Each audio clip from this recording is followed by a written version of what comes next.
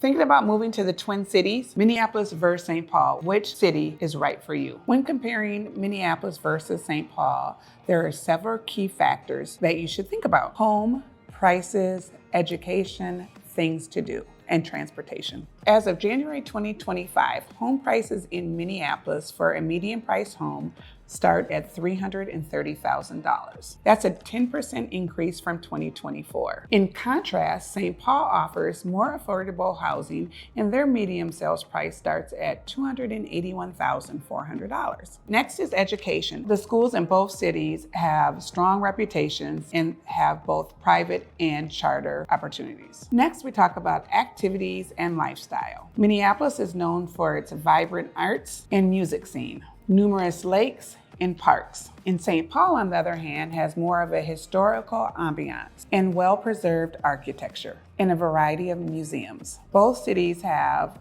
a plethora of dining, shopping, and entertainment options. Next, employment opportunities. Minneapolis has a robust economy of several Fortune 500 companies, particularly in finance and healthcare. St. Paul's economy leans more towards government and healthcare. Both cities have ample job opportunities available. Next, transportation and traffic. Both cities have the metro transit system, and they also have the light rail.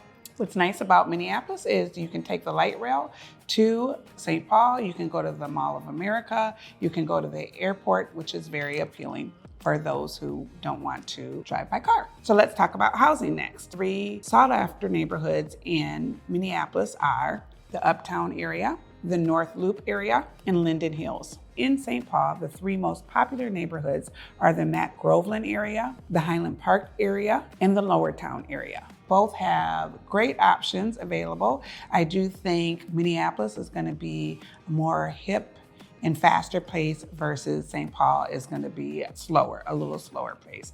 Neither are bad. It just depends what you are looking for when you are thinking about making a move to the Twin Cities area.